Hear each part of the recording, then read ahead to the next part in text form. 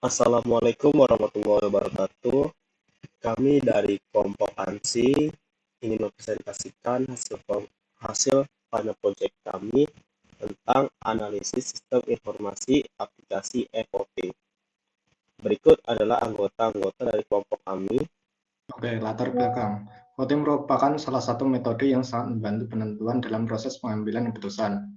Mulai dari tingkat masyarakat kecil hingga sebuah negara menggunakan voting untuk menghimpun aspirasi keseluruhan dan kemudian sampai menemukan jalan keluar yang sudah dianggap dapat menyelesaikan sebuah permasalahan.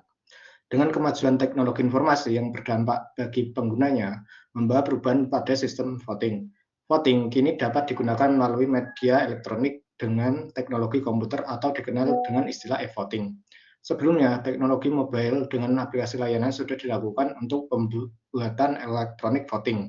Namun, dalam layanan tersebut masih terdapat kekurangan seperti misalnya terdapat bug pada aplikasi. Hal ini juga menciptakan peluang untuk pengembangan dan mengimplementasikan sistem aplikasi e-voting dengan menggunakan perangkat mobile dan berbasis Android. Dan diharapkan e-voting itu sendiri menjadi pilihan dalam pemilu di masa mendatang. Penerapan e-voting sendiri telah dilakukan di berbagai banyak negara dengan berbagai model. Model adopsi e-voting pun sangat beragam, misalnya menggunakan smart cards dan touchscreen komputer. Oke, selanjutnya adalah pemangku kepentingan. Selanjutnya bukan pemangku kepentingan atau stakeholders. Stakeholders adalah orang yang memiliki kepentingan tertentu pada suatu kegiatan bisnis. Adapun beberapa stakeholders yang berperan penting serta perannya dalam pengembangan aplikasi e-voting ini. Yang pertama adalah manajer sistem informasi, yang bertanggung jawab atas pengelolaan keseluruhan sistem informasi, termasuk aplikasi e-voting. Manajer sistem informasi mengawasi pengembangan, implementasi, dan pemeliharaan sistem, serta memastikan kepatuhan terhadap kebijakan dan standar keamanan. Manajer sistem informasi juga berperan dalam mengelola sumber daya, anggaran, dan tim IT terkait dengan aplikasi e-voting ini. Yang kedua yaitu programmer, yang bertanggung jawab dalam menulis dan mengembangkan code-code pada program aplikasi e-voting yang kompleks. Programmer bekerja sama dengan tim pengembang aplikasi dalam mengembang dan menguji aplikasi e-voting, serta mengatasi masalah yang mungkin terjadi selama proses pengembangan. Yang ketiga yaitu sistem analis, yang bertanggung jawab dalam menganalisis dan memahami kebutuhan pemilihan serta memastikan aplikasi e-voting memenuhi kebutuhan tersebut. Yang keempat yaitu IT Project Manager, yang tugasnya mengelola proyek pengembangan dan implementasi aplikasi e-voting. IT Project Manager melakukan tugas seperti perencanaan proyek, pengelolaan sumber daya, pengawasan jadwal, koordinasi dengan tim, serta pelaporan kemajuan proyek kepada pihak terkait. Yang kelima, Security Analyst. Security Analyst fokus pada keamanan informasi dan memastikan aplikasi e-voting terlindungi dari serangan dan ancaman keamanan. Yang keenam, yaitu UI/UX Designer, yang bertanggung jawab dalam merancang antarmuka pengguna yang intuitif dan menyenangkan untuk aplikasi e-voting. Yang ketujuh, Database Administrator, yang bertanggung jawab dalam merancang, mengelola, dan memelihara database yang digunakan oleh aplikasi e-voting. Yang kedelapan, Network Administrator, yang bertanggung jawab dalam mengatur dan memelihara infrastruktur jaringan yang mendukung aplikasi e-voting. Setiap peran dalam tim IT memiliki tanggung jawab khusus dalam memastikan kesuksesan, keamanan, dan kualitas aplikasi e-voting sebagai sistem informasi. Kerjasama tim yang solid dan saling melengkapi antara peran-peran tersebut sangat penting untuk mencapai tujuan yang diinginkan. Meskipun tujuan pemilihan berbeda, peran penting dari setiap stakeholders dalam memastikan keberhasilan dan keamanan aplikasi voting yang tetap relevan.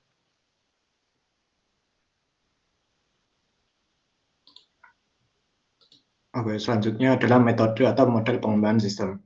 Dalam proses pengembangan aplikasi e-voting, kelompok kami menggunakan metode atau model inkremental. Metode ini memungkinkan pengembangan yang berkelanjutan dan bertahap, di mana fitur-fitur baru secara bertahap ditambahkan ke dalam sistem yang sudah ada. Pengembangan dimulai dengan tahap pertama. Dalam tahap ini, tim pengembang fokus pada implementasi fitur-fitur inti yang paling penting. Setelah tahap pertama selesai dan modul-modul inti sudah teruji dengan baik, tim pengembang melanjutkan ke tahap berikutnya. Dalam tahap ini, kelompok kami menambahkan fitur-fitur tambahan yang tidak kritis tetapi tetap penting. Setiap tambahan pengembangan selanjutnya dilakukan dengan pendekatan serupa. Keuntungan menggunakan metode inkremental adalah adanya kemampuan untuk menghasilkan versi awal yang dapat digunakan secara fungsional dan sering waktu dapat diperluas dengan tambahan fitur. Pendekatan ini memungkinkan pengembang untuk mendapatkan umpan balik dari pengguna dan melakukan penyesuaian sepanjang proses pengembangan. Lalu ada perencanaan proyek atau penyaluran proyek.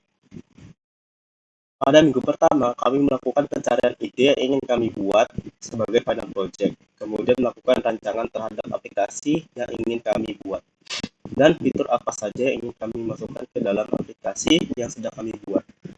Pada minggu kedua, kami melakukan analisa terhadap ide rancangan dan fitur aplikasi yang telah kami dapatkan pada minggu pertama. Pada minggu ketiga, kami membuat desain dengan menggunakan Figma agar dapat gambaran dari website yang kami buat. Kemudian di minggu ketiga hingga minggu keempat, kami melakukan pengembangan desain dari Figma, apakah ada yang kurang atau tidak terhadap aplikasi kami.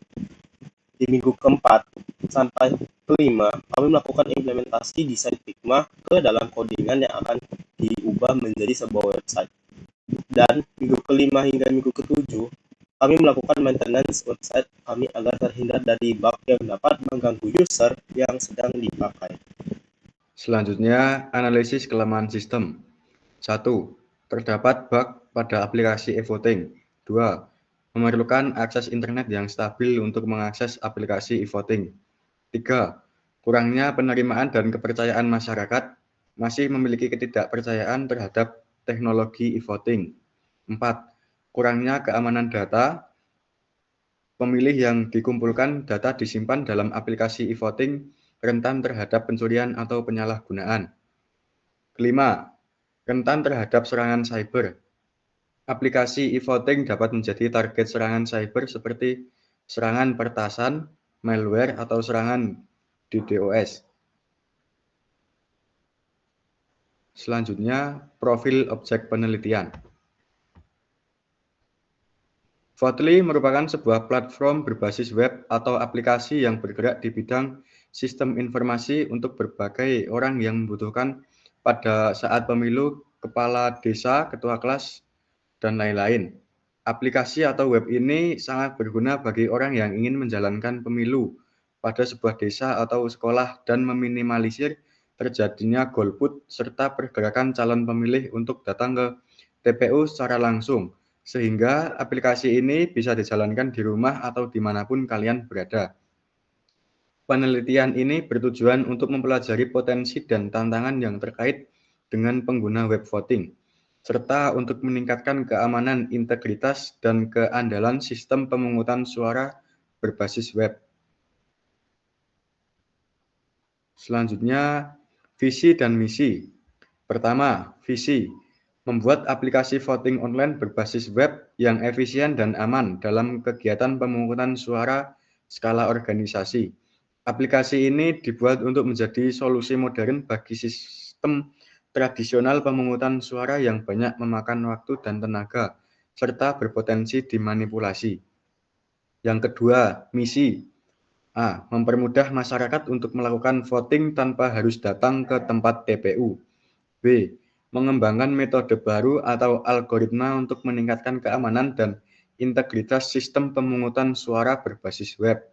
C. Untuk mengumpulkan data dan informasi yang relevan, menganalisis dan menyimpulkan hasil dari voting tersebut.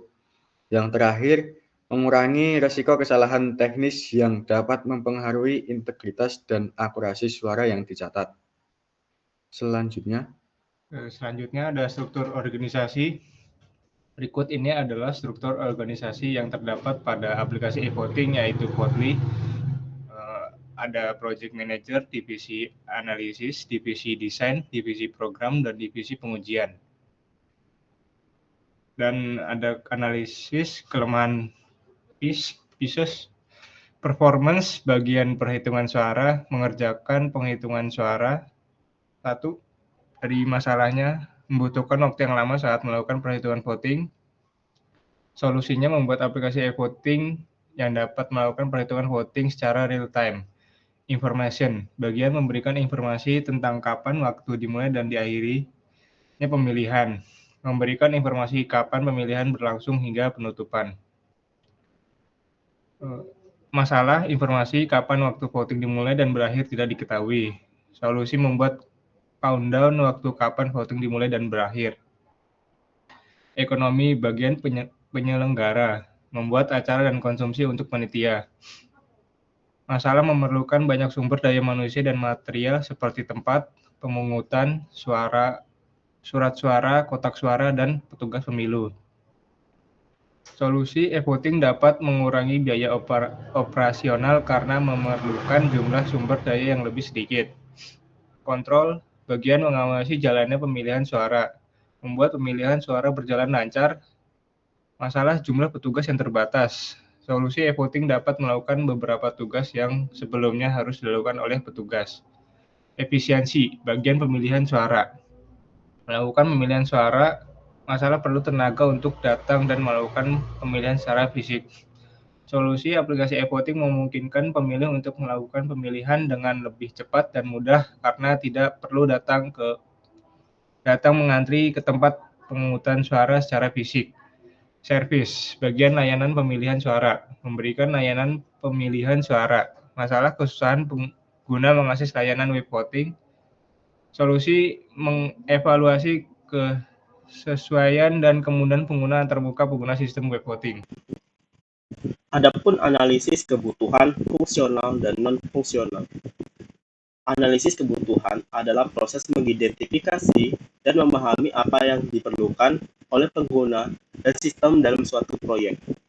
Berikut ini adalah contoh analisis kebutuhan untuk web voting yang mencakup kebutuhan fungsional dan non-fungsional. Yang pertama ada kebutuhan fungsional, seperti registrasi pemilih. Pengguna dapat membuat akun pemilih baru. Pengguna dapat mengisi informasi pribadi dan verifikasi identitas mereka. Hingga sistem harus memvalidasi data dan memastikan bahwa setiap pemilih hanya memiliki satu akun. Kemudian pembuatan pemilihan. Admin sistem dapat membuat pemilihan baru. Admin dapat mengatur tanggal, waktu, dan kriteria pemilih. Dan admin dapat menambahkan daftar calon yang tersedia dalam pemilihan. Kemudian ada pemilihan suara. Pemilih terdaftar dapat memilih calon dalam pemilihan yang berlaku. Setiap pemilih hanya diperbolehkan memberikan suara sekali. Dan sistem harus memastikan kerahasiaan suara dan mencegah penipuan. Lalu penghitungan suara. Setelah pemilihan ditutup, sistem akan harus menghitung suara secara otomatis dan hasil perhitungan suara harus akurat dan dapat dipercaya. Lalu tampilan hasil pemilihan. Pengguna harus dapat melihat hasil pemilihan setelah pemungutan suara selesai.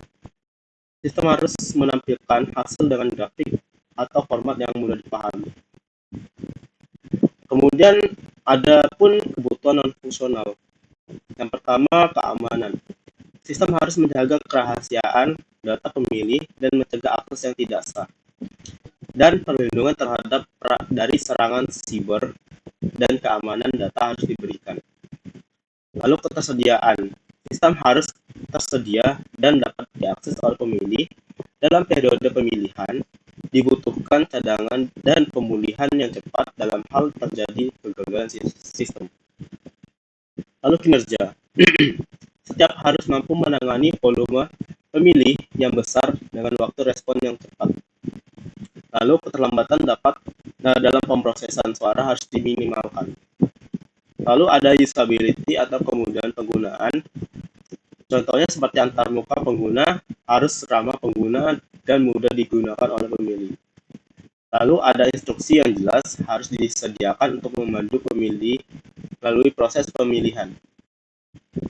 Kemudian ada skalabilitas. Sistem harus dapat dengan mudah dikembangkan dan ditingkatkan untuk menangani pemilihan yang lebih besar di masa depan. Kemudian kemampuan skalabilitas sistem harus dipertimbangkan untuk mengakomodasi pertumbuhan jumlah pemilih. Lalu ada dukungan pelanggan. Seperti sistem harus menyediakan dukungan pelanggan yang baik untuk membantu pemilihan yang mengalami masalah teknis atau kebingungan. Nah, analisis kebutuhan ini hanya sebagai contoh umum dan bisa berbeda tergantung pada konteks dan kebutuhan spesifik dari web Fortly. Penting untuk melakukan analisis kebutuhan yang mendalam dan terperinci agar kebutuhan yang sebenarnya dapat ditangani dengan baik oleh sistem. Selanjutnya adalah analisis kelayakan sistem. Adapun ada 3 kelayakan yang kami analisis. Yang pertama adalah kelayakan teknis. Evaluasi infrastruktur teknis yang ada untuk mendukung sistem web voting, termasuk kecepatan internet, keandalan jaringan, dan ketersediaan sumber daya teknis yang diperlukan. Yang kedua merupakan penilaian kemampuan teknologi web untuk menyediakan antarmuka pengguna yang intuitif, keamanan yang kuat, dan keandalan dalam memproses suara pemilih. Yang kedua yaitu kelayakan keamanan. Keamanan sistem web voting untuk mengidentifikasi resiko dengan cyber, seperti peretasan, pemalsuan identitas, atau manipulasi suara.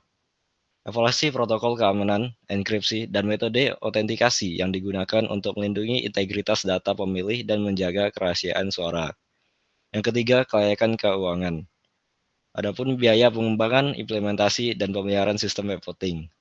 Kedua yaitu penilaian potensi penghematan waktu dan sumber daya dengan menggunakan sistem pemungutan suara berbasis web, seperti pengurangan biaya pencetakan, distribusi, dan penghitungan suara secara manual. Selanjutnya, perancangan sistem. A. DFD. User melakukan login ke aplikasi e-voting, terus partisipan melakukan voting, berhasil voting, atau sudah melakukan voting. Selanjutnya, ERD. Oke, selanjutnya adalah ERD. Jadi ini merupakan ERD dari web kami, yaitu partisipan. Partisipan mempunyai atribut yaitu ID partisipan, email, partisipan add, kode, dan kandidat. Kedua ada kandidat yang mempunyai atribut kandidat, ID kandidat, image ID, image URL. Kemudian vote. Vote mempunyai beberapa atribut yaitu ID vote, publisher, ID kandidat, created ad, deleted ad, and date time. Dan start date time, kode, dan title. Jadi setiap vote itu dapat menerima banyak kandidat. Dan setiap vote itu dapat melakukan banyak voting oleh partisipan. Selanjutnya relasi tabel. Berikut adalah relasi tabel dari web kami, yaitu kandidat berrelasi dengan tabel vote dengan atribut sebagai berikut.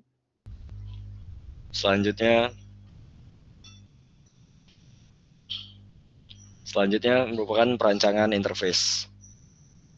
Kami telah membuat desainnya di Figma untuk UI UX-nya yang nanti akan diimplementasikan oleh tim pemrograman untuk dibuat secara real time berbasis website yang telah dibuat, dan di sana di laporan disematkan link ke website yang telah dibuat, yang telah dideploy. Ada halaman utama, ada halaman untuk membuat voting, ada halaman untuk ikut voting, dan ada halaman voting. Di laporannya juga terdapat link dari Figma Design yang telah kami buat sebelumnya. Dan di bawahnya ada foto dari desain yang telah dibuat di Figma. Dari komponen, style guide, dan ada beberapa halaman page. Selanjutnya pengujian sistem.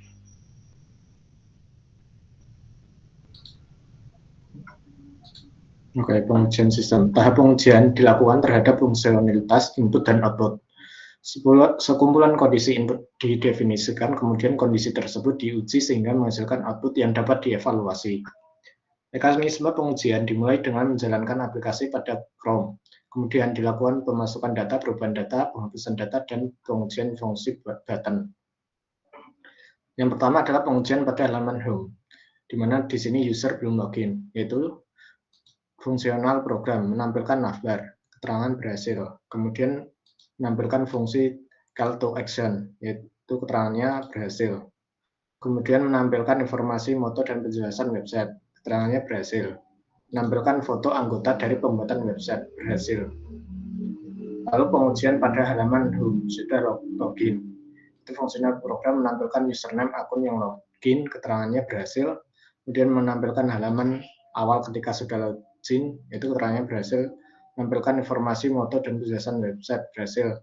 Menampilkan nama dari hasil login dan menampilkan foto profil user setelah login, keterangannya berhasil. Menampilkan foto anggota dari pembuat website setelah login, berhasil. Yang ketiga adalah pengujian pada pembuatan kandidat dari calon buat voting. Menampilkan judul pada pembuat voting baru, keterangannya yaitu berhasil. Menampilkan inputan judul pemilih, berhasil. Menampilkan input jam kapan dimulai dan diakhiri, berhasil. Menampilkan input list kandidat, berhasil. Menampilkan button buat voting untuk membuat pemilihan yang akan dimulai, berhasil. Memberikan output pada halaman utama berupa tabel yang berisikan nomor, judul, kode, waktu mulai dan berakhir, dan aksi yang berupa copy kode, hapus voting, dan detail voting. Keterangannya berhasil. Keempat, pengujian pada halaman ikut voting. Fungsional program menampilkan judul dan informasi tambahan untuk mengikuti voting, keterangannya berhasil. Menampilkan input block untuk memasukkan kode voting, keterangannya berhasil. Menampilkan button gabung untuk masuk dalam voting, keterangannya berhasil. 5. Pengujian pada halaman vote menampilkan judul pemilihan, menampilkan waktu hitung mundur untuk mengetahui kapan pemilihan akan berakhir, keterangannya berhasil. Menampilkan kandidat-kandidat yang dapat dipilih, keterangannya berhasil. Memberikan output berupa vote, keterangannya berhasil. Oke, selanjutnya adalah demo aplikasi. Di sini adalah tampilan ketika user belum login, yaitu menampilkan navbar, button login, dan menampilkan moto dari website.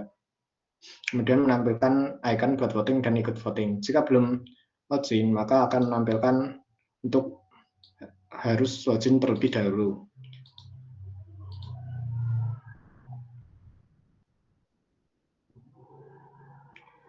Nah, berikut merupakan tampilan user ketika sudah login, maka akan menampilkan nama dari user dan juga foto profil yang dipakai.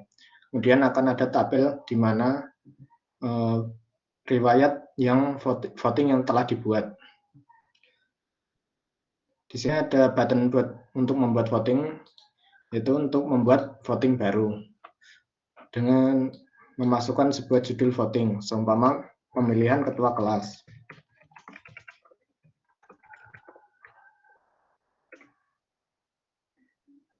Dan di sini memulai kapan dimulainya voting.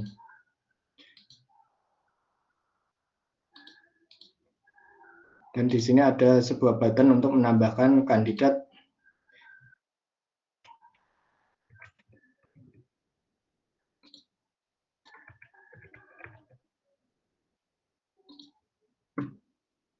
Dan di sini ada tombol untuk buat voting.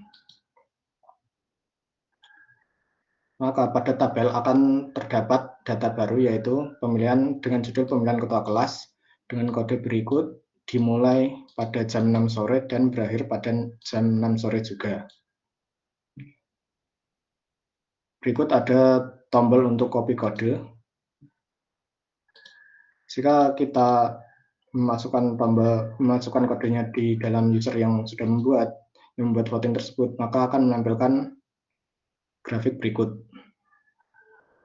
Di sini ada keterangan bahwa Arif sudah mendapatkan 1 vote. Nah, di sini untuk tampilan user yang jika ingin ikut voting, maka kita harus memasukkan kode voting yang tadi sudah dibuat.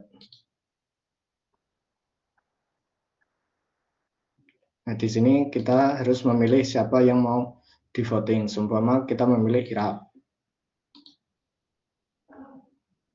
Nah, maka akan muncul notif berhasil melakukan voting sebagai berikut. Dan jika dicek kembali di dalam sini, maka akan ganti value-nya.